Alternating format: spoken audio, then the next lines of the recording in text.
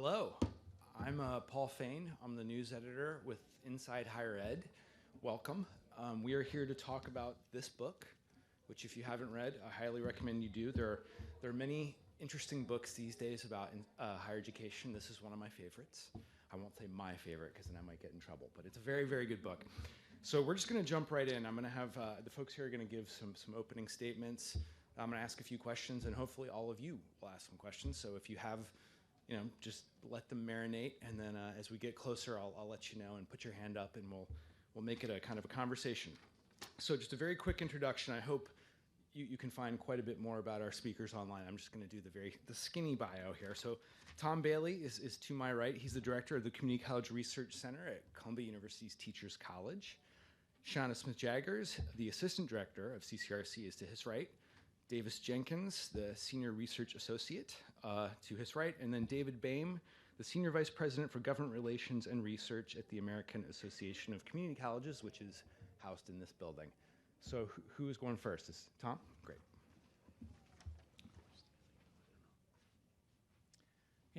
Thank you, Paul. Welcome, everybody. We're happy to have you here.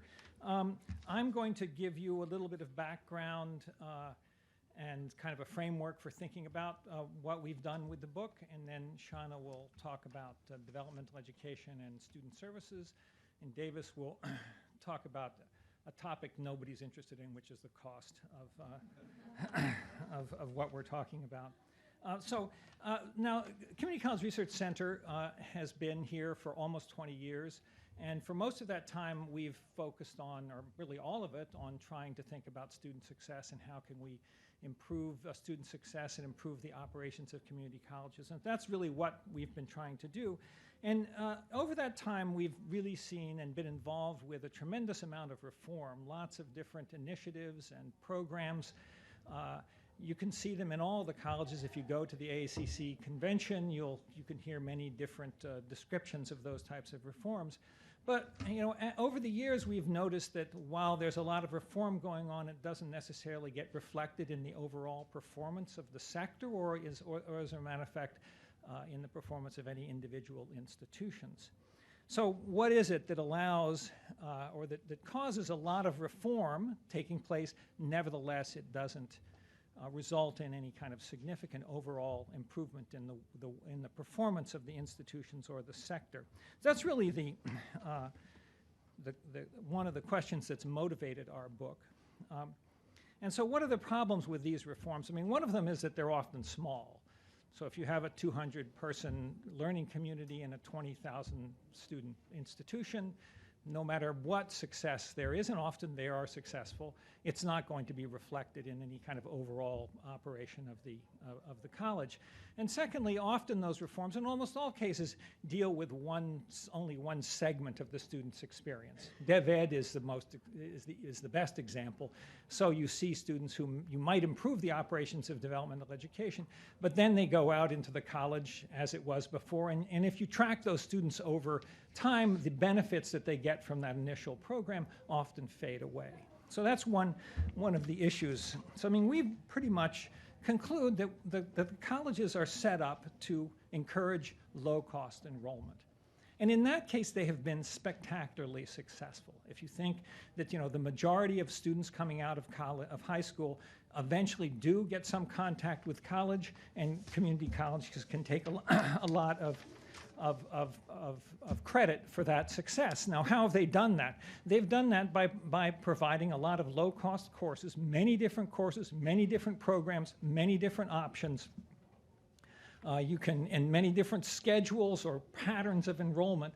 And what that does, one of the things that does is it really allows, whatever your interests are, we can serve those in any kind of pattern. And it also allows students to explore, which is something that in higher education we like the idea that students come to college and they get a chance to explore.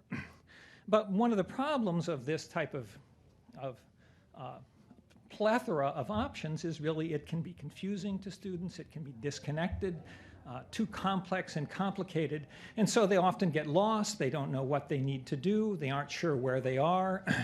Often they take courses that don't count towards what they're doing.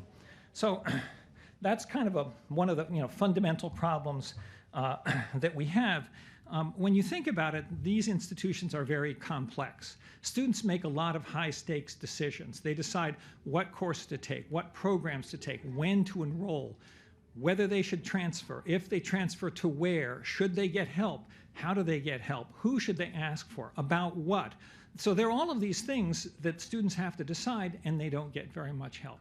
We don't have the resources to provide extensive counseling and advisement that would allow them to do this. And this is why we sort of call these cafeteria colleges. There's lots of stuff there. There's almost anything you want, but the students are sort of up to the students themselves to navigate through that cafeteria college. So when we think about what's the problem with lots of reform without much results, it's not because faculty and administrators aren't committed to those reforms. Rather, we say that there's a structural part of the college, the way the college is organized, which prevents that reform activity from being translated into overall outcomes. So just to briefly, what is the kind of thing that we propose? We call it the guided pathways. The book is about that, and we'll spend the rest of the time talking about that. I just want to emphasize one aspect, which is that really we see the key to this is developing coherent, easy to understand, well-organized college-level programs of study so that students know where they are, know what they have to do. Often, if you think about it, we don't know what our students are doing, where they are, what's left for them to do, where they're headed. So if you have well-organized programs of study with easily understood maps that students can understand and can follow and know where they are. One of the things that we think is very important is that students have a default program. Right now, students don't know what they want to do. They'll select a bunch of courses that may or may not lead anywhere. Let's give them a situation where if they don't know what they want to do, we give them a coherent program. If they don't like that or they have a reason to change, then they can come and ask advisors or professors that I'd like to change that, and they can do that. So I think the default program is a crucial aspect. So a lot of these reforms that we're talking about are built around the notion of coherent, well-organized college-level programs of study. So just let me say there are lots of aspects about that that we'll talk about, but just let me finish with a couple of thoughts there. One is that if we're going to have, say, fewer options for students in more organized ways, we need to spend much more time thinking about how to help students make those choices. So if we're going to put them into something, they can't just randomly throw them into those programs. So one of the things we have to focus on much more than we have is how it is we help students choose which ones of those to go into. And the other crucial aspect about this is the notion of faculty engagement. Right now, our colleges are often organized around sets of courses or courses. Faculty can design, I'm a faculty member, I know about this. You can design your courses without necessarily consulting that much with your colleagues. We want to emphasize moving from the concept of courses to one of the college level program. Now that requires faculty to work together who often are not used to working together, and particularly since most of our students want to transfer, that requires collaboration among faculty at both 2- and 4-year colleges. So I just want to say helping students choose and emphasizing a type of faculty collaboration and working together that I don't think is traditionally been a strong aspect of our colleges. So let me leave it there, and Shanna. So I'm going to build on what Tom said to talk about how that affects student supports and developmental education in the community college. So to sort of build on what Tom said, I think one of the things that you can think about in terms of what a guided pathways college is that it's designed around 2 key goals. One is to help students explore their options and sort of define what they want to do with their academic and sort of career pathways. And then the second is, once those goals have been defined, to help students meet those goals. So I'll talk a little bit about sort of first intake and supports, and then developmental education and how that sort of fit into that system. So if we think about typical intake at a community college right now, generally what happens is the most time-consuming part of intake is taking a placement exam. So students have to take a standardized exam in math, reading, writing often, and that might take them 2, 3, 4 hours. Then they may take a short advising session, either or orientation session, either online or face-to-face.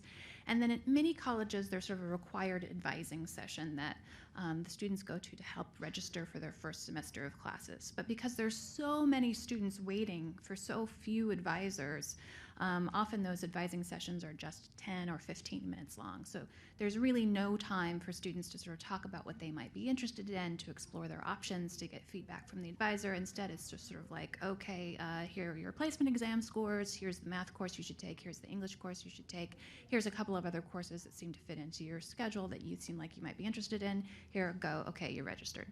And then if a student, feels like they don't quite understand where they want to go to from there, it's up to the student to come back and seek additional support from an advisor to say, okay, I want to take an hour-long appointment to sort of, discuss my options. And part of the reason it's up to the student is because there are not enough advisors to do this with every student. So how are you going to choose which students to do it with? Well, probably, we'll just leave it up to the student, and the ones who need our help the most will be the ones who will come and see us. But our research has indicated that it's the students who need help the most who are often most reluctant to seek it out for a variety of reasons, some of which have to do with, not wanting to look stupid or, seem like they don't know what they want to do. But at most community colleges, there's about one advisor for every 1,000 students. So obviously, if all the students who did need help came to seek out a 1 hour-long appointment, we would not be able to handle them all. So that's the sort of current situation with intake and supports. And then in terms of developmental education, almost 2/3 of students who come to community college are referred to developmental education, meaning that they needed sort of additional work in math and English before they're allowed to take college-level programs of study or college-level courses, particularly composition and college-level algebra, which most students are required to take. But what we know about developmental education in its current incarnation is that students, when they take a developmental education placement exam, there's a cutoff that decides whether or not they're college ready. If they fall just below that cutoff and are placed into developmental education, the research finds that developmental education is not particularly effective for them. The time and the effort that they spend in developmental education often offsets whatever academic gains they may get from it. Then for students who fall far below the cutoff, those students are usually referred to a lengthy sequence of prerequisite courses. So they may have to take up to 3 developmental math courses, a developmental writing course, and a developmental reading course before they're allowed to move on to college-level composition and math. And so they could spend their entire first semester, and in some cases 2 semesters, doing pre-college work, paying college-level tuition, but not earning college-level credits, which is often, very demotivating for students. And the curriculum in these courses to students feels like a complete repeat of high school. So they're learning exactly the same concepts that they learned in high school, being taught in exactly the same way. And if the students did not understand and retain the material the first time around, it's unclear how it's going to happen this time around. Students also don't understand the relevance of the curriculum that they're receiving to their, to their own interests or what they might like to do with their life. And then the third problem with developmental education is the students who rise just above the cutoff or placed just above the cutoff on the developmental placement exam, many of those students need just as much help as the students who scored 1 or 2 points below them on the exam, but they don't get any help. They're put straight into college-level courses, and it's up to them to, either sink or swim. So that's sort of the current state, and how does the sort of guided pathways college sort of change this equation? One thing is that the program structure that Tom talked about a little bit earlier helps us rethink intakes, supports, and developmental education in terms of sort of redesigning all the 3 of those things around the program of study. So intake is designed to help students choose a program of study. Developmental education is designed to help them succeed in that program of study, and supports are designed to help them stay on track as they progress through their program of study. So I'll talk about each of those 3 things briefly. So in terms of choosing a program of study, that's a very difficult and complex thing for students to do. One of the things that might help students is for community colleges to reach out to their local high schools and make sure that high schools have information about the programs of study that are available at the college, and make sure that seniors are getting this information so that they know what their options are once they go to the community college. Another thing that helps is that if you have over 100 programs of study, which many community colleges, large colleges do, it really helps to nest those programs into larger subsets. So a lot of colleges have been experimenting with what they call meta majors or exploratory majors. So basically like health or business, you have many different programs of study nested within the meta major. But if you know just vaguely that you think you're interested in business, you can take a default first semester curriculum in business that helps, that provides all of the courses that you need for any particular program of study in business later, but that also sort of allows you to explore what those options are, so that by the end of your first semester you can either say, yes, I am interested in business and this is the program I think I want, or I didn't really care for business, so now I can switch. The problem is that for many students it takes much longer than a semester to figure out what they want to do, and in the meantime they've accrued a lot of credits that don't apply to anything.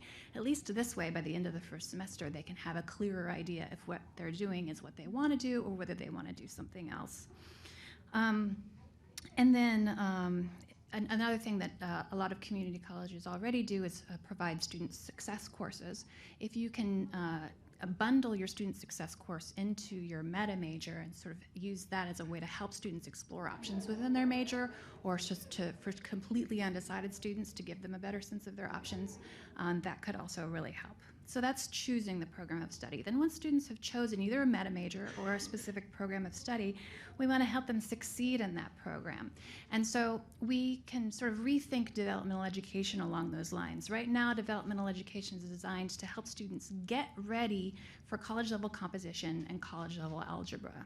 We can instead think about developmental education as helping them succeed in the key critical courses, introductory courses in their meta major or program of study. So for example, in health, one of the key stumbling block courses is biology.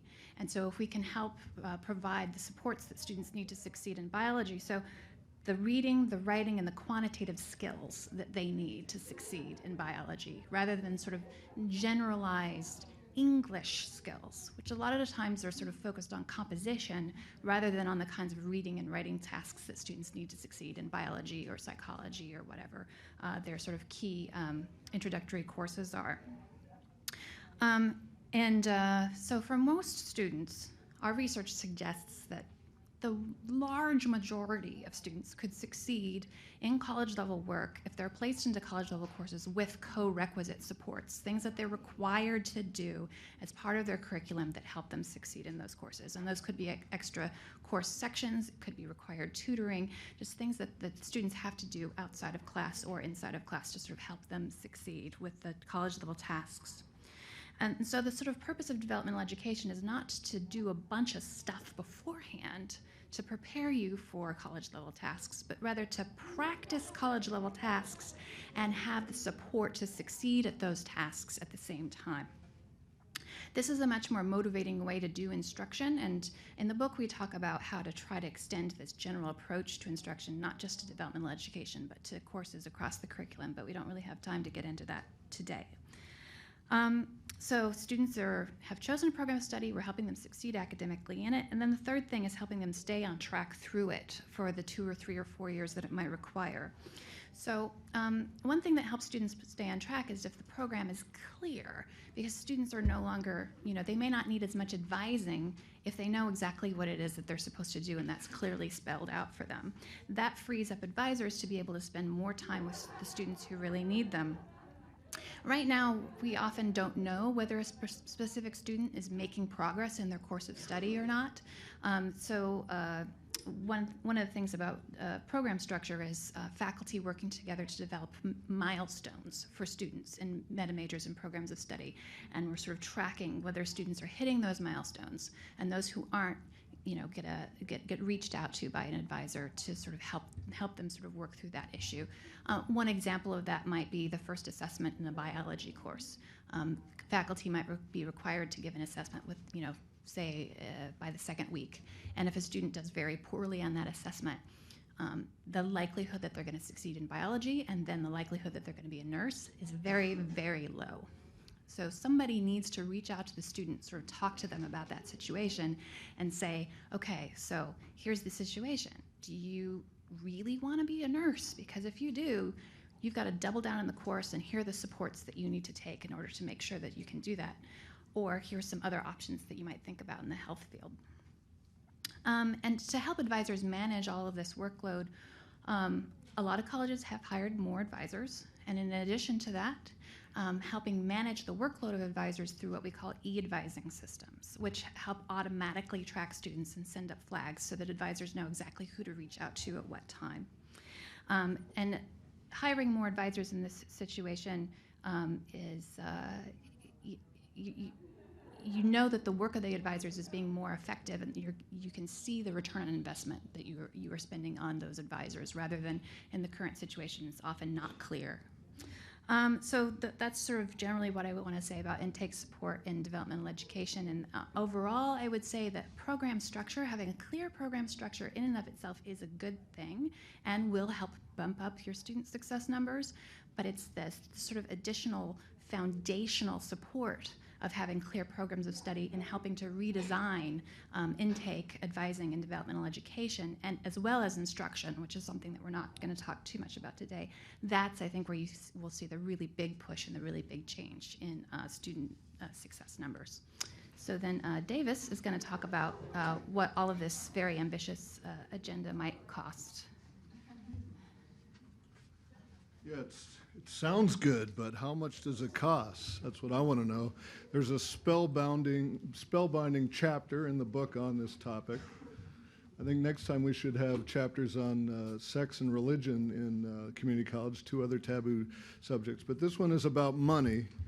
And we've done a fair amount of research, still doing more on it. But what we've found to date is that, well, there's lots of things that colleges can do at no cost, and probably even more by reallocating current resources. If you really want to do this right, and colleges that have really done this at scale and seen returns have spent money on things. So on balance, if we're going to serve more students, and we're going to serve them well, because quality it's not just about turning out more students with sheepskins that don't mean anything. We're talking about turning out students who have skills and degrees that enable them to pursue further education at the next level and advance in their careers. So it can't be an empty education. Can't achieve efficiency that way. In terms of what we can do, what colleges can do for no cost, or in terms of reallocating costs, colleges have, although it's politically different, if you're president, it may not have financial costs, it has political costs, Bob, I'm looking at. But getting the faculty across disciplines, like Tom was saying, to take a look at our programs and saying, where are these programs leading? Are they indeed leading to allow students, say, to transfer with junior standing in business at the university? Or are there requirements that just, get them an associate degree, but they can't transfer to the university? Are what we're teaching giving us what our employers are wanting in terms of a skilled workforce? So looking at programs and really taking a hard look at programs that maybe have low enrollment or that are more importantly, of questionable value to the next step. Within programs, especially large community colleges, can do a lot of consolidation of programs, focusing on instruction that really matters. And the key there is not so much on focusing on courses, but really getting into the competencies. What is it we really want to teach to enable, and how can we most efficiently do that? Do we need to do that in all this panoply of courses that do have costs? So there's that kind of thing. I won't go into it, but we think there may be efficiencies to be gained by looking more at block scheduling, not only to make courses and allow students to get through more quickly, but increasing student to faculty ratio, using it more, but not unduly, in other words, helping retain students more. In terms of restructuring the intake process, making orientation mandatory. So, and focusing orientation not on, here's the library and on paperwork kinds of things, but orienting the students to the programs of the college. And especially if they're interested in a particular program, bring your best faculty from business and even a local business to introduce students. You're interested in business? This is what we have here. And to really focus on the offerings of the college, not so much the bureaucratic details of getting in. And to reorganize advising, the way we try to do everything up front with students, but colleges that have reorganized along these ways have embedded advisors within the broad areas that Tom and Shanna were talking about, so that I'm the business advisor, I know who the business students are, and I also have very good knowledge of what the business programs at universities that we transfer to require and that our employers in business require. So it allows the advisors don't have to know everything about all 200 programs offered by the college. We've seen reallocation increasingly in developmental education as colleges are, whether they want to in some cases by choice and sometimes but not, as in the case of Florida, for example, where the legislature has made remediation optional. We've seen big reductions in dev ed enrollments. At the same time, though, we've seen stable or increased, that much of that enrollment is being made up by students entering, and especially where they have the kind of support Shanna was saying, being retained in the college level course, which is a savings for the students, but it allows us to reallocate funding. Miami-Dade has seen its dev ed enrollments in the last 2 terms go down 30 or 40% a term, and they have retrained a lot of their faculty to teach at the college level courses. Another thing that Shanna alluded to is if we're offering a service, even if it's well-meaning and really seems good like a tutoring center, if it's not really tied as a required part, an integral part to your college level program, I at least, I don't know my co-authors, I question the return on investment in that. We've got to really think about our tutoring centers working very closely with the faculty so that what they're learning in the tutoring center is really helping them in the classroom, not just helping them generically. And we see this a lot where it's not organized in that way. We think there's a lot more we can do strategically with dual enrollment and working with the high schools. The goal here is to recruit more into programs of the college, not just come to Northern Virginia Community College, but here's our business program and working with our dual enrollment students to get students on associate and bachelor's paths while they're in high school, paid for by the taxpayer. And we think we can sell parents on that as well. And then finally, there's this hard, more intangible thing, and it requires leadership, but creating a culture where the focus among faculty and others is less, as it is now, on my course and my department, but helping students finish a program, and not just finish a program, but transfer to the university. I know I have colleagues in the business department at the university. I'm going to refer some students that I've sent there. I'm going to make sure, I'm going to work with my colleagues that what we're offering really does align there, because as Tom alluded, there's inefficiencies. But there's no such thing as a free lunch. There are things that are costly, and that colleges that have done this, in particular, investing in more in advising.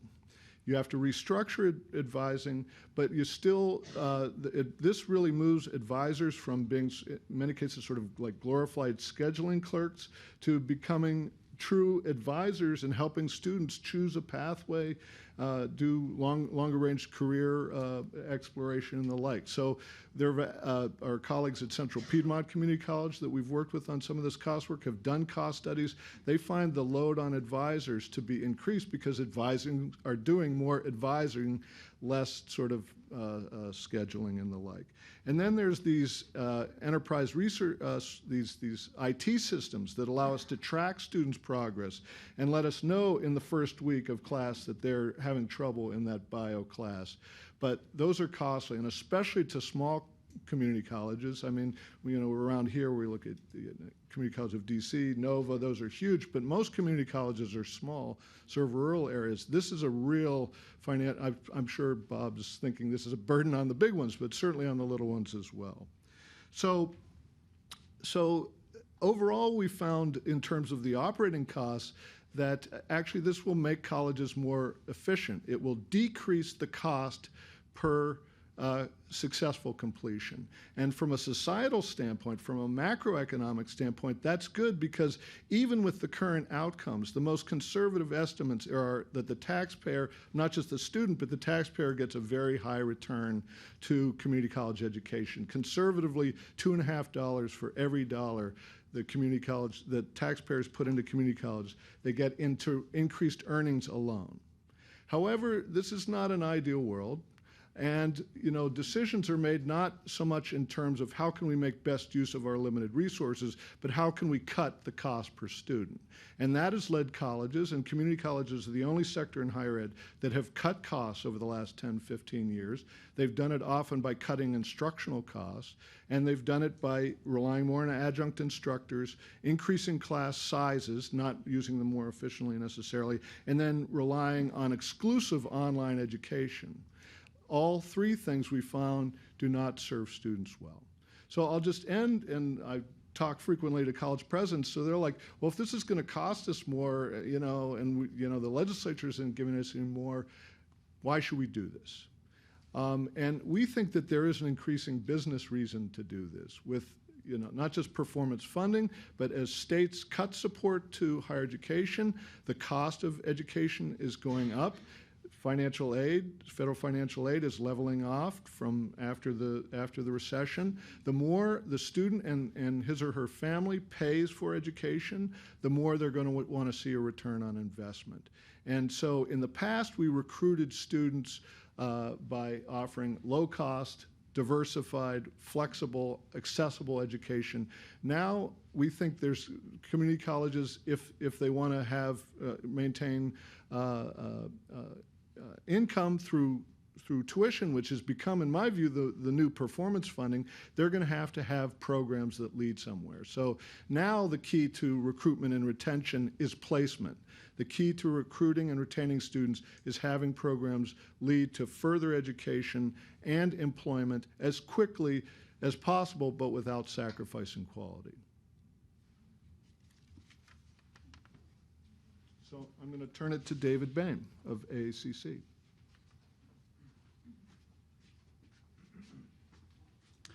Thanks, Davis. Good afternoon, everyone. Let me welcome you on behalf of our President and CEO, Dr. Walter Bumpus. Walter wasn't able to be with us today, but he wanted to communicate his regards to those of you who made time to come to this session. And I'm here as a little bit of a generalist. I'm not really a researcher, and I'm not an academic. I'm just kind of, I guess, a token policy wonk since this is Washington, D.C.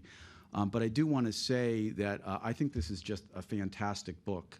I'd also have to confess, perhaps, that I might not have read it had I not been asked to participate on this panel, because there are a lot of books out there. But I think this is just a tremendous, tremendous piece of work. And I commend it to all of you. It's very clearly written. It's not too long. It moves along at a nice clip. It's a balance between some very strong insights and some very good examples about what's going on community college campuses around the country. And as I was reading it on the Metro, and I got stalled one day, and some of you know what the red line frustration is all about. I was thinking, I'm so happy that the Metro isn't working, and that's really a testament, to this book. And then the other thing I'd say about it also reminds me of something I read about the work of Charles Darwin a long time ago, which is that it just seems right. You don't have to be a scientist or have done the work firsthand. I certainly haven't done it, but to intuitively understand that the thesis of this book, the general thrust of this book, is right on target. Perhaps some of that is derived from my own experience in a very different kind of institution, a four-year liberal arts college that I went to, in the late 1970s. But I think a lot of the things that this book talks about in terms of student engagement with an institution and the ability of a student to pick a program that's right for them and have that program follow through either to another college or the workforce is very much applicable across higher education, in my opinion. I know it's not written with that in mind, and I'm sure probably four-year colleges or the kind of college I went to have changed quite a bit over time. But I think the basic dynamic of students enrolling in post-secondary education and really not knowing what is going to suit them best and what they might do is a phenomenon that is not just limited, I think, to community college students.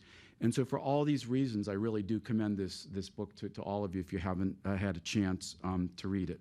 There are no royalties involved in here, and in fact, I co-authored another book that came out a couple weeks ago, and I'd say, make sure you read this book first. I want to just briefly talk about two aspects of this work that I've been asked to speak to. First, just some general comments as it struck me again as kind of a lay reader, and then a few things about some of the public policy dimensions or aspects to this, understanding that this book is really first and foremost about academic institutions and really doesn't get very far at all into public policy. And the first point I would say is that, again, this is relevant to, I believe, all types of higher education institutions. Another point that the book highlights is the need for leadership in this regard. I think if anybody who's read this book understands that the reforms that are implicit in guided pathways are something that is not going to be done overnight. It's going to require some dedicated institutional leadership. It's also clear that it will involve really the entire campus. It's not something that can be done by any one office. And so that type of integration of the institution, I think that's really what this book is really focusing on in many respects at bottom, is integrating all aspects of the campus more so than it is at present, is something that has to derive from the top. And I was remembering, and I don't know the exact statistic, but I do know that, and we have Bob Templin here from the Aspen Prize, that the first year that the Aspen Prize was awarded, I believe there were 10 finalists, and I think that the average tenure of the CEOs at the institution, or maybe all of them, had been in that position for some period of time. The point being that it really takes that type of commitment, leadership, to really change things on a campus, that you can't make the kind of reforms that are envisioned in this book in a short period of time. Related to that, of course, and Tom mentioned this, Davis just did, the role of faculty here is very important, and as was just mentioned, it is asking the faculty members to step outside a little bit of the individual courses they teach, or maybe even their loyalty to their major area, and think more broadly about the institution. I would also note that the coherence that this proposal of guided pathways envision is one that is, in fact, somewhat at variance with what we're seeing a lot in higher education generally, with the kind of unbundling of education and course aggregators, and the idea that you can sort of shop around, particularly in an online fashion, for different programs, and then have some aggregator, institutional or otherwise, put them together and credential that. So this is a very, very different approach, and really contrast to a lot of what people believe educational practice will be in the coming years.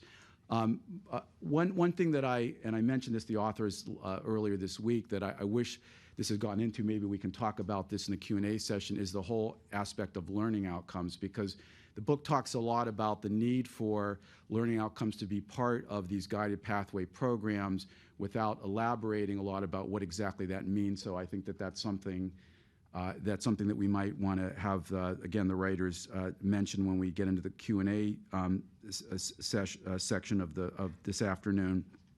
And then the book also, we'll just note, remains fairly silent about postgraduate, particularly employment outcomes, which is something, of course, that we as an organization, the AACC, is very focused on, the need to know what happens to people after they graduate. We do a very good job of talking about transfer to four-year institutions and some of the complexities that students face and the inefficiency of that process at present.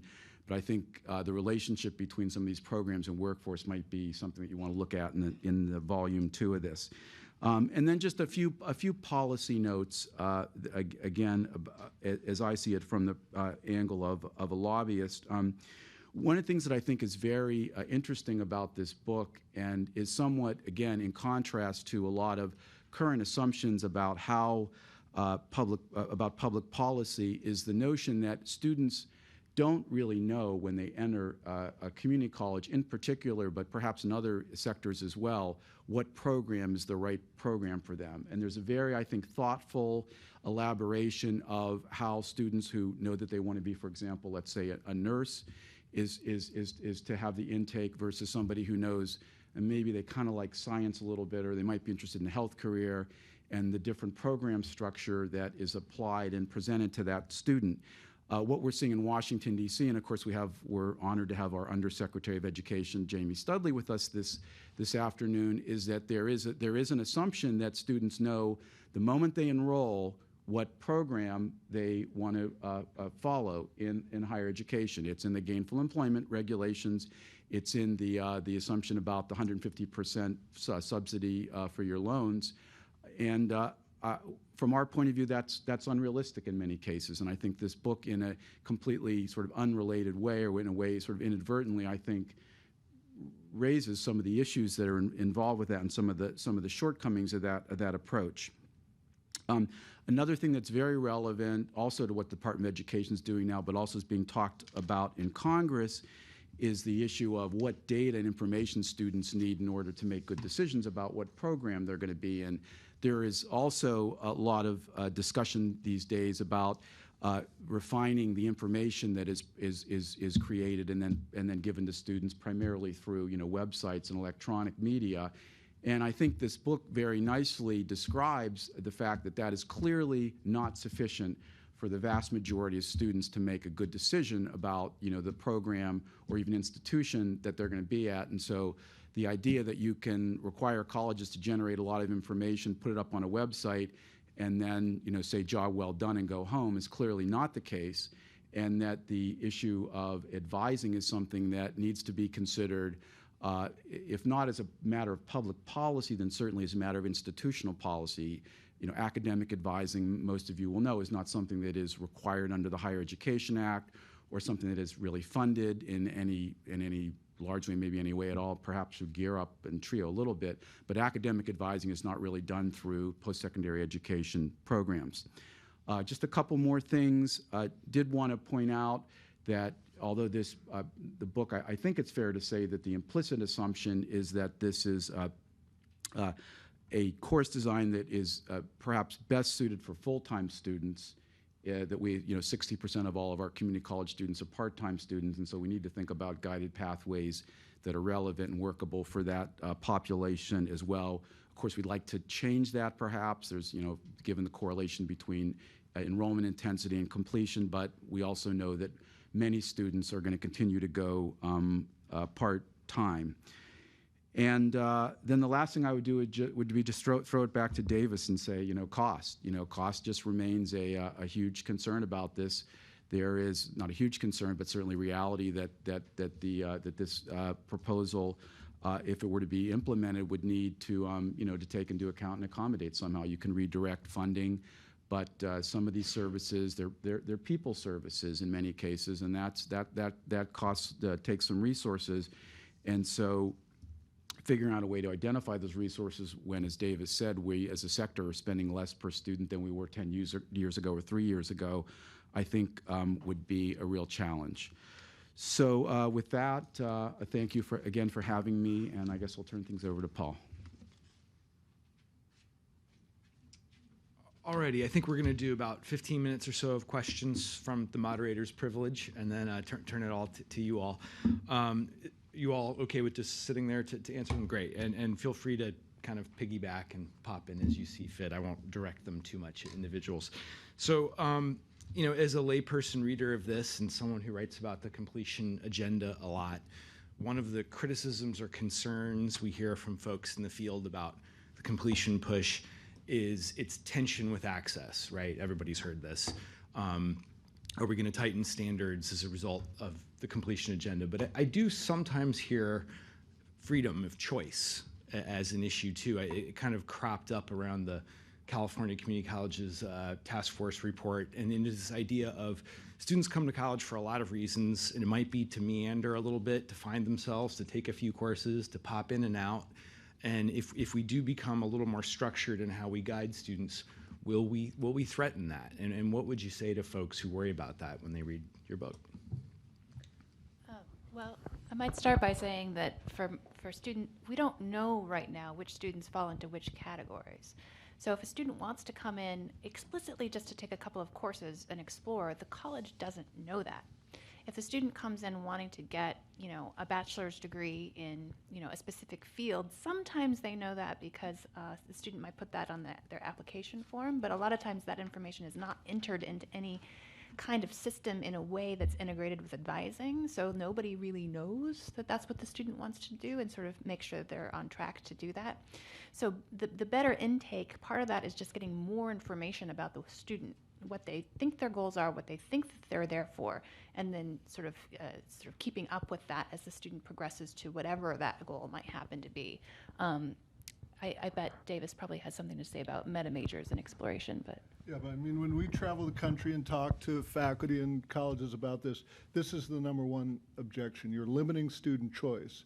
And we're saying, well, okay, try to take a transcript and try to figure out how you would recommend a student, say, transfer to the local university in sociology or in business. Then they start and they give them the resources, the advising resources, all the information online. The faculty start to realize how really confusing this is. And then we say to the faculty, well, if the student is cobbling together their education, then they say, well, this is killing the liberal arts. And we're saying, no, the liberal arts is important, but if liberal arts is just checking the boxes in a list of distribution requirements that haven't been coordinated across the curriculum, how are students building skills so that when they become juniors in sociology or business or whatever, they really have the skills they need, or when they go into the workplace? So what we say is that this is not about limiting students' choice, it's about structuring student choice and making that more coherent. The final thing I'll say is, I mean, the purpose of college and higher education, and Tom and I have done research showing that higher education can, as we hope it will, raise students' expectations. How a student from, even inner city Washington, D.C., or even the suburbs to know what the possibilities are? People might be interested in nursing, but there are myriad fields within nursing, and 5 years from now, it's going to be completely different. So this is really a process. That's why we called it not structured pathways, but guided pathways, creating an education that not only helps build student skills, but helps them explore what the options are and what best suits their interest and aptitudes. Yeah, and then, sorry. And Go ahead. Davis just mentioned nurses, and a lot of students who come into community college want to be nurses, but there's only so many nursing slots. Community colleges can only offer so many slots because it's a very expensive program and they lose money on it. So they might only offer a few hundred slots in nursing, and there's 2,000 students who want to get into it who are never going to get into it. And so in the meantime, they're swirling around waiting to get into the nursing program, waiting to get into the nursing program. So this structured or guided pathways can help students figure out, okay, well, if I'm interested in healthcare and I'm interested in the kind of returns that nursing might have, what else might I be able to do? What are my other options, instead of just sort of waiting and accruing credits and wasting time and wasting money trying to get somewhere that I'm never going to get? Sure. Without maybe addressing this or making this point within the context of the book, I think it is fair to say that the debate and the emphasis on completion in post-secondary education, particularly focused on community colleges, has made the previous practice of the acceptability as a matter of policy of students just taking a couple courses at a community college in the cafeteria mode that the book talks about. I think it's fair to say unacceptable or sort of dodgy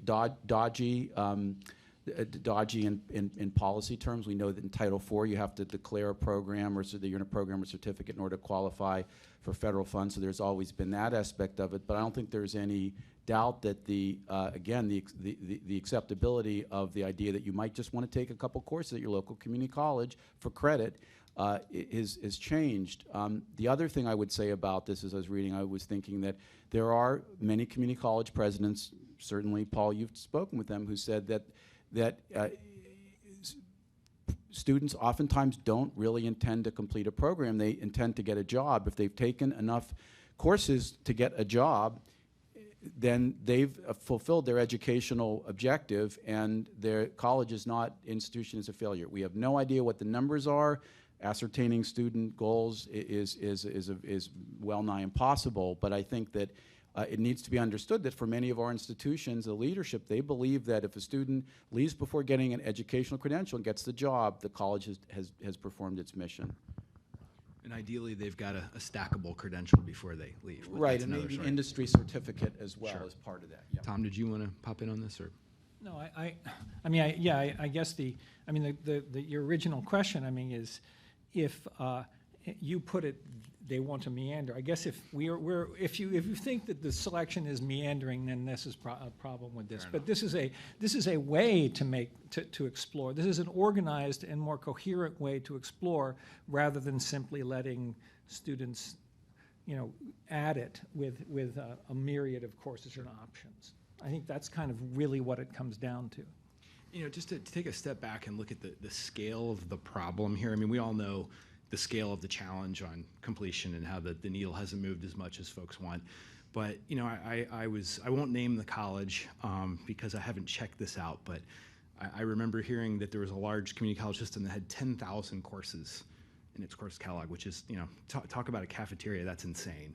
And I think, that's probably not that crazy of an example. I think, do you feel like there's just this disconnect in the way we treat students at a place like Duke, where saying that something is mandatory isn't controversial, where there's a lot of hand-holding and guided pathways, versus community colleges where there's this almost like feeling that you're being patronizing and paternalistic if you tell students what to do, and is that changing?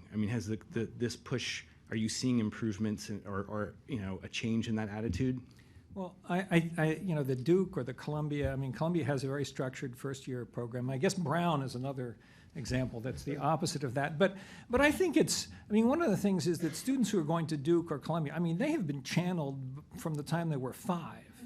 They've been put through, and they have all sorts of support behind them. So I think the idea that they're kind of floating in a world free of constraints and kind of doing what they want is just is just not right. That's not what's happening. So it's true that the number of majors in selective institutions is much less than in community colleges. There aren't certificates. They don't have the problem of transfer. And you think about transfer. You have, in New York, if you go to community college in New York, you can probably take the subway to 20 different 4-year institutions. That's a lot different from a Columbia student who's going to just go to the next building for it. So I think that's one. I think that's one crucial aspect about this, that the students at community colleges don't have the kind of support that other students have, and then saying, well, okay, providing that support is somehow being patronizing, when in fact we're trying to deal with more fundamental problems that we're confronting in society. Of that. Sure. So. To talk about kind of practical solutions here, I think consolidation, you mentioned the word Davis, that can be a scary word to faculty members when they hear that. I cringe when I said that. Coherence, not Sure, consolidation. fair enough. So, can you give us any kind of specifics of places where they've been able to do this, where they've been able to kind of narrow some options with some meta majors without really having to move beyond the course and kind of protecting my turf mentality? Can that be done without eliminating courses and faculty members? Yeah, it can be done. It started in 4-year institutions. Florida State was a pioneer in this in the late 90s. Arizona State has taken this to a very broad extreme. They have over 300 majors, but if you don't know what you want to do, you are required to enter one of 7 exploratory majors in business, social behavioral science, which are structured curricula developed by the faculty and advisors to allow you to explore, but when you're going to get locked into business, when you start losing credits if you continue on in a particular line. Sure. For community colleges, I think it's really building steam. Queensborough Community College started out with sort of an experiment where they required all full-time students to enter one of 5 academies, which are essentially subsume all of their programs, and have had enormous success in that. And what I like about what they did there was that they bought out time for faculty, leads, and other faculty members, as well as advisors, to work together to build both academic and non-academic identity. And for a community college student in a commuter institution, when you're at Duke, you can be in clubs and you're with freshmen who are taking the same kind of courses, but in a community college, you don't know who the other pre-nurses are. So it creates a sort of a cohort effect they've surveyed the students love it. Sure. The most radical change, I think, has been in the City College of Chicago. You mentioned the Aspen Institute. Kennedy King College, which is in Englewood, one of the poorest neighborhoods in Chicago, has tripled their completion rate, in part by creating much more structured programs of study. Students have to be in one of 10 career focus areas that are aligned with the growth occupation areas in Chicago, and they have to be on a clear pathway. So, and they're building structures to help students, especially early on, negotiate to see is construction and management, the right place for me. So we're starting to see cases where they're moving the needle, and now we're seeing a groundswell throughout the country. And I think the real issue now is leadership, and then the lack of wherewithal or expertise among most community colleges because they haven't been trained to bring about large-scale change within institutions and to implement on a very large scale the way Miami-Dade did when it created mandatory advising for 15,000 new students every year. So sure.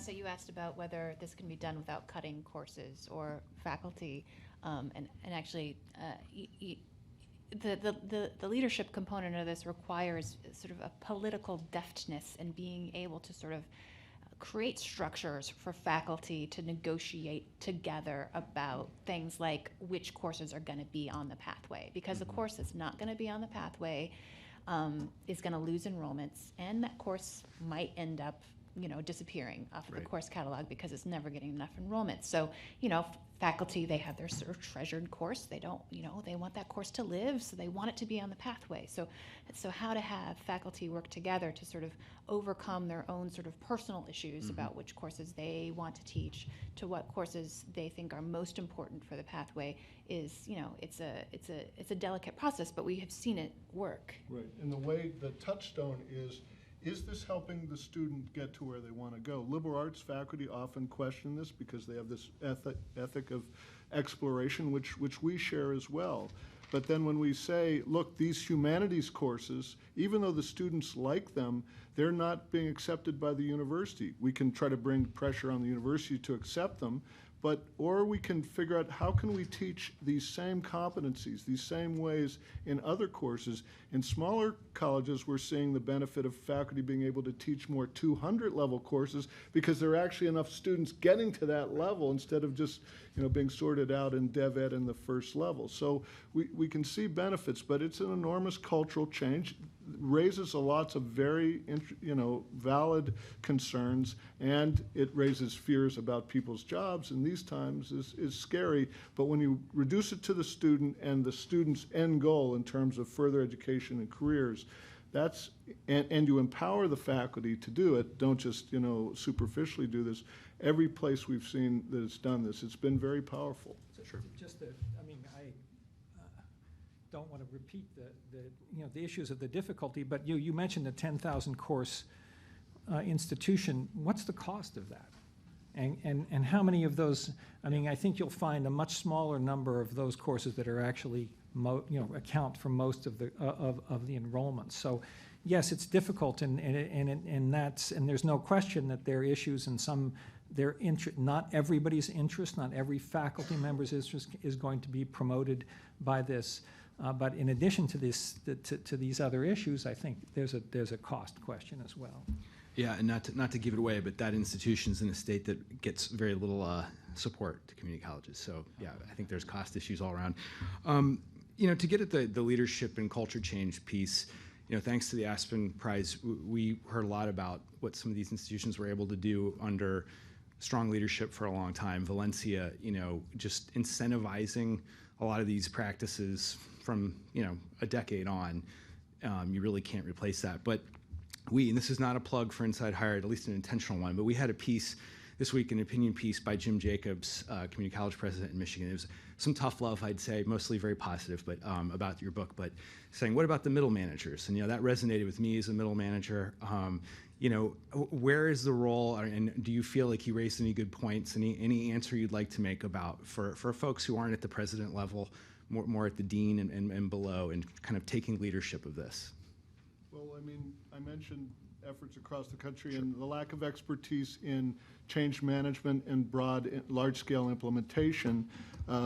Actually working with Aspen and AACC and others throughout the country, we're working with teams from institutions, and the real lead work is among the deans, the chairs, the faculty leaders, the student services deans as well, under the vice presidents. And we think this is an opportunity with some strong facilitation as well as just-in-time training to create real strong professional development and leadership development for the field, so that as they're working to bring about these changes in their own institution, sharing with other institutions, especially in their state, we're building skills among, sort of in an active way, active learning, as Tom has pushed for a long time, a stronger cadre of the future leaders in the field.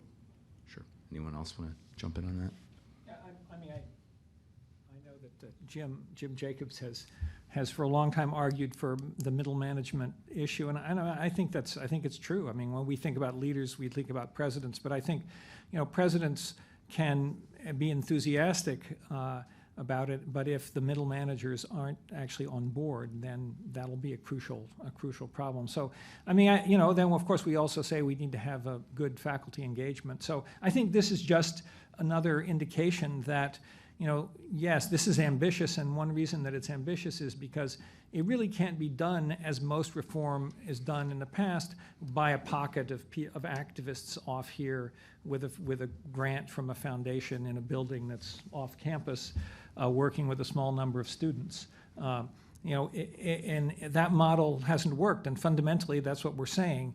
And when you really think about it, if you're thinking about something which deals with the entire student experience, all the way from intake to transfer to employment, and I appreciate David's point about that, then you're going to have to involve a much larger segment of the staff and faculty and administrators than we have in the past. Sure. So I'd like to open it up for questions from you all. If you have one, put your hand up and introduce yourself, and please include a question with your comment, if possible. And don't be shy. So do we have any here? If not, I'll have to just ask another one. And yeah, I think we've got a microphone right there. Anyone want to jump in? Going once. Oh, here we go. Hey, good afternoon. Thank you for being here today. My name is Peter Blake. I'm with the State Council of Higher Education in Virginia. And so I'd like to ask about the state's responsibility in this redesign. Do we just leave it to the colleges? Or are there policy or legislative or funding reforms that we might do at the state level to move this along? Yeah, so actually I'm glad you asked that question, because when David said this didn't really have to do with policy, I thought that's a fair statement about federal policy. I think it's not, we haven't thought about that, but I think fundamentally state policy is involved here. We haven't emphasized it that much, but the transfer issue is an absolutely crucial question here. Most of our community college students want a bachelor's degree, and that, we're miserable in terms of getting students to those goals. And I think the state has to play an absolutely crucial role in that. There needs to be institutions or entities that bring people together across these colleges. And that doesn't always have to be the state, and in some cases there really isn't a state structure that allows us to do that. So those will have to be done by colleges working together. But I think in many cases, we can certainly see examples where Tennessee is a good example. I guess Chicago isn't really a state, but it's kind of a state. Yeah, right. We certainly see that at CUNY, which is also kind of a city-state. So I think these are absolutely crucial aspects, and the state needs to be involved with it. I mean, certainly a lot of the activity is going to be taking place at the college level. That's absolutely crucial.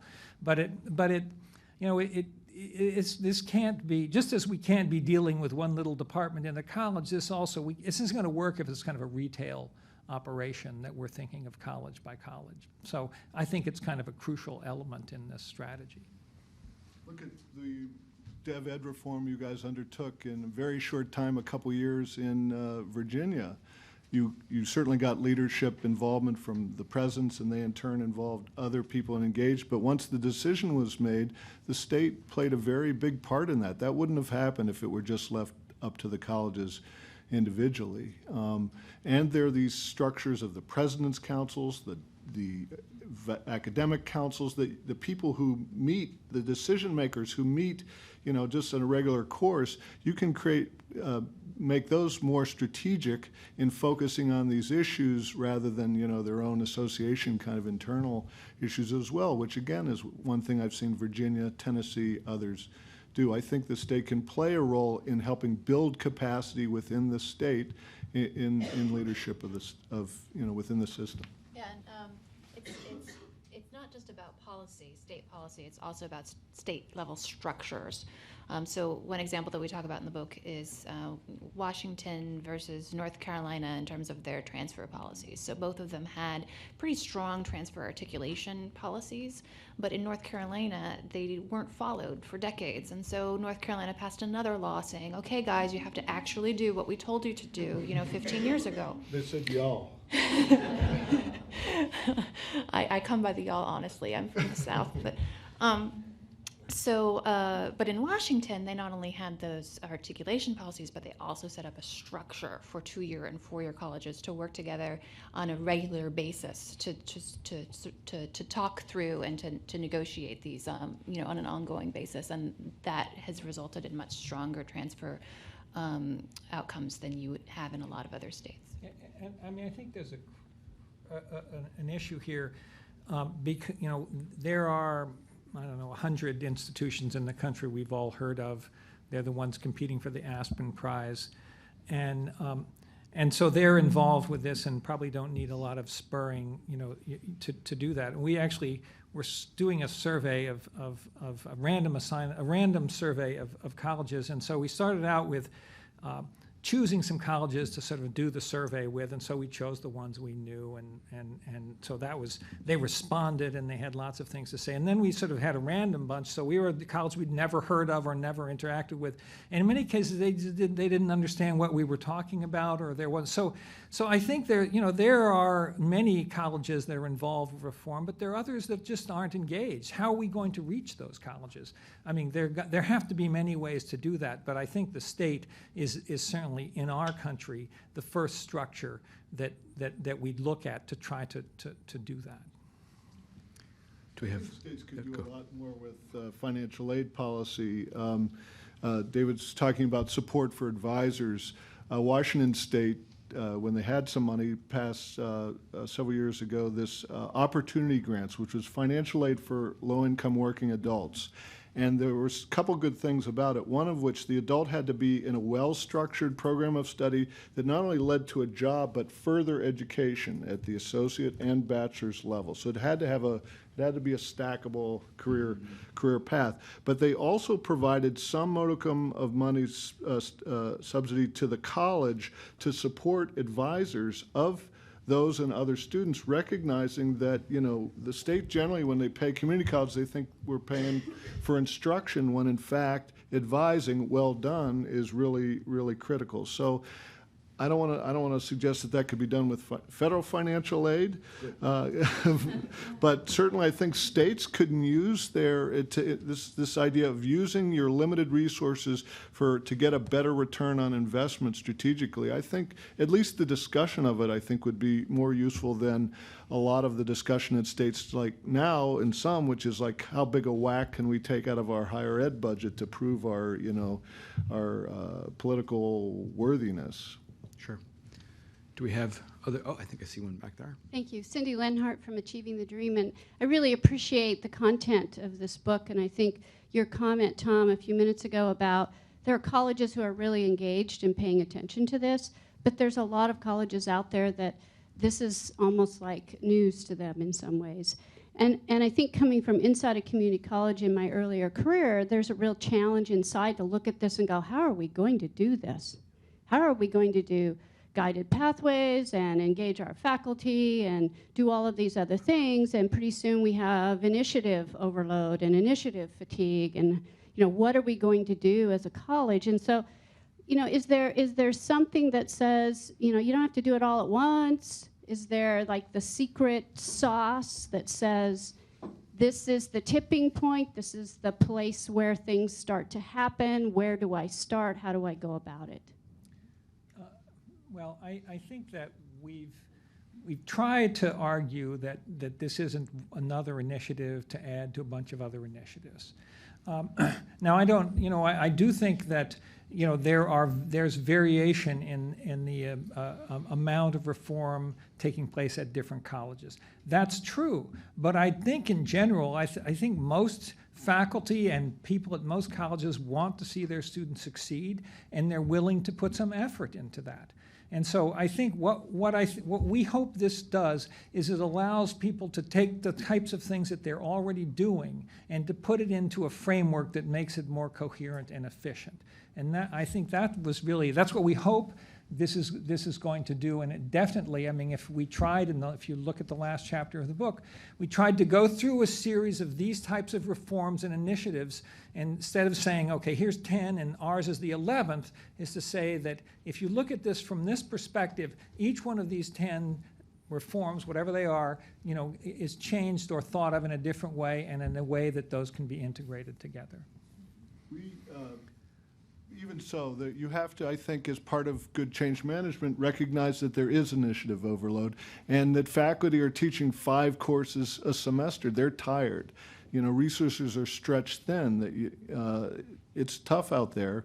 But I think if the place we would recommend starting, even if you didn't go further, we found colleges found very edifying, taking a look at their programs, what's offered, what are students taking, and to do whatever you can to try to get the faculty and student services to really experience your college and the programs from the student's perspective. It's extremely illuminating. And then pay very close attention to what happens to the student in terms of further education and the workplace. Because faculty, that's what faculty care about. They want their students to get bachelor's degrees. They want their students to get, jobs that will be able to sustain themselves and their family. And they don't have opportunities really ever to, in many colleges, to have those discussions. Even if you did nothing else, and you find enormous inefficiencies. City colleges found courses that were prerequisites to other prerequisites. It was like this, this Sisyphusian, hell that, they put students in, or I don't know, maybe not that bad, but, you find a lot of stuff. You look at the courses that your completers took. They're often surprised to see how many college-level credits they took and what courses they took. And from their standpoint as faculty, that doesn't make sense. When you look at what the nurses took, nursing graduates, they all took pretty much the same thing. And I'm not saying it has to be, but look at what they're taking. Look at from the student's experience, and that more than anything, more than statistics, the student experience, putting yourself in their shoes has really helped to bring faculty around. Yeah, and I would agree with Davis that starting with program structure is probably the best place to start because it doesn't really cost anything except for some release time for the leaders, the faculty leaders who are working on it. It's so edifying, and it gets faculty from different departments to actually talk to each other for perhaps the first time, to talk to student supports for perhaps the first time. It sort of starts people rethinking about how they do their everyday work. And once you get the program structure in place, then you can start layering on the student supports, the developmental education, and the improvements in instruction that we talk about in the book, which are difficult to start on their own. You know, we've done a lot of developmental education reform, and in recent years, a lot of it has started to really pick up speed and to be more effective. But, you know, it took about a decade to start to realize what was working and what wasn't working with developmental education reform. And we think that that the things that are working about developmental education reform are the things that go together, that integrate with guided pathways. And then about faculty overload, you know, one of the reasons why faculty are sort of burnt out is because they expend a lot of energy and they spin their wheels a lot on things that they feel like they're not getting good return on. And this sort of creates a framework that allows them to use that same energy in a way that gives more back to them, so that gives them more energy to do more. David talked about the learning outcomes, and you're right. We don't go into it in much detail because I think the work thus far in the field has been overall sort of superficial. The next frontier in terms of guided pathways, on the other end, where we're seeing the more advanced institutions, is once they have the curriculum pathway and the milestones that Shanna talked about, the next dimension is to line up the learning outcomes so that you can not just track what courses are students doing, but what competencies they're mastering, and it having that map. And Valencia, Miami-Dade, Broward, they're all moving in this direction. They all have structured programs. The next frontier is to create portfolios of competencies so that you don't just have a transcript of courses, you can take to the university or to the employer a portfolio of competencies. But unless you have that map, the faculty can't really figure out systematically where in the curriculum things should be taught and assessed and who's doing what. It's pretty chaotic at the moment. I think we have time for one last question. I was just going to add, you know, in the scale of the problem, one of the things that really caught my attention on this was the Complete College America credit accumulation report. You all remember that? I mean, the students were having 80 credits for an AA. Just, you know, I didn't know it was that bad until I saw that. So I think we have a question up here. Do you still have one? We're part of a startup. Are there any colleges that have started with structured guided reform from the beginning instead of as a reform? That's probably easier. Gutman Community College is done exactly that. They were brand new. They were started with, I mean, I think these ideas have probably developed a bit since they actually were originally conceived, but their original conception was very much, and as they have developed, I think, you know, that's the case, that the institution that we can probably point to that is instituted many of these things. So you should certainly go talk to Scott Evenbeck and the other folks at Gutman about what they did to get that started. Five or six majors, but the whole year, the first year, students spend pretty much in the same curriculum. And by the way, there's no dev ed. All the academics or supports, like Shanna said, are built in the curriculum. These are typical community college CUNY students. Now they do have to attend full time, but they're not otherwise screened. Okay, so they might be a little younger, but their two-year graduation rate was 28% compared to, I think, about 13% for, and their 2.5 year is in the 30s. Their goal was in 3 years to exceed 35%, and they're clearly going to do that. Just the part-time issue, which I guess David, you know, raised as well, and that's often brought up, or was it I forget who brought that up. But anyway, so Gutman organized themselves so that students can go. They do have to go full-time, but they can go either in the morning or the afternoon. So it's not like, today I got a class at 10 and then one at 9 tonight, so they can have jobs and they can plan that. So I think that's one issue. I think another thing about I guess I disagree that this is really for full-time students. I think, first of all, if you have a kind of a coherent structure and you know what you have to do, it's better for part-time students too, because they're less lost than they are in general. The other thing about that is that if you're going to go full-time, chances are you're going to probably be sacrificing, maybe taking out loans.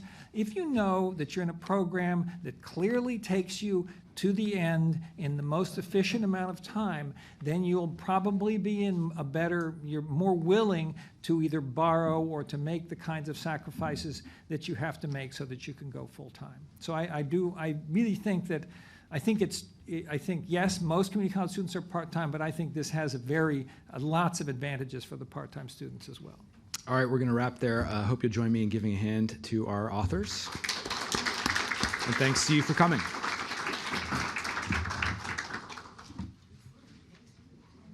We will sign books if anyone wants us to.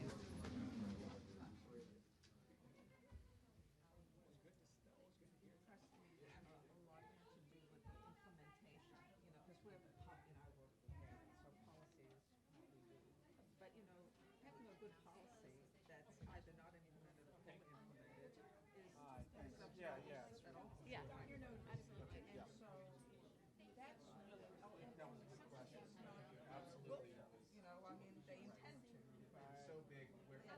They just don't put anything in place